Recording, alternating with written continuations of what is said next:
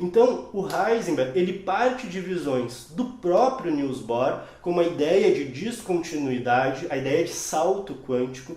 Ele entende que a gente só pode falar daquilo que é observado.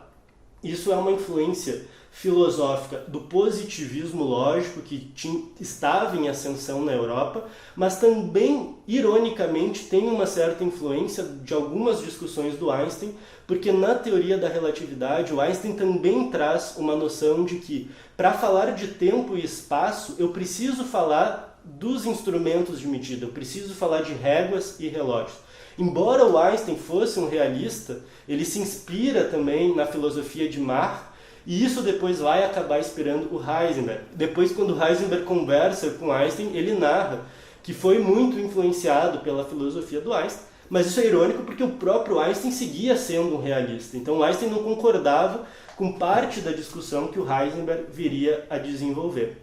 Então, nesse sentido, o Heisenberg adota uma visão que é aparentemente positivista, portanto não realista, que está fortemente lastreada, baseada na noção de descontinuidade e salto quântico, que ele chama de postulado quântico, e isso leva ele então a desenvolver a sua mecânica matricial, o que é depois chamado de mecânica quântica.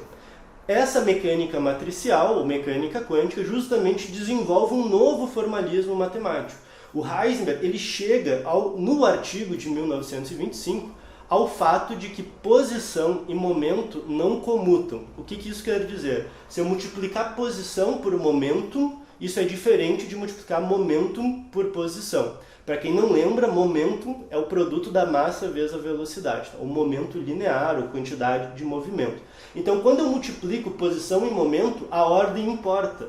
O que é muito estranho, em números isso não acontece. 2 vezes 3 é igual a 3 vezes 2. Então o Heisenberg simplesmente chega a essa conclusão no artigo de 25 de que posição e momento não comutam.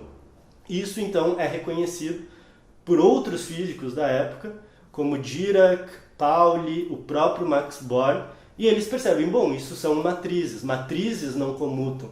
Então passa a se desenvolver a mecânica matricial, para ver como matrizes era uma ferramenta matemática tão incomum que o próprio Heisenberg chega na propriedade de não comutabilidade e não percebe que está trabalhando com matrizes, porque ele não sabia muito bem o que era uma matriz.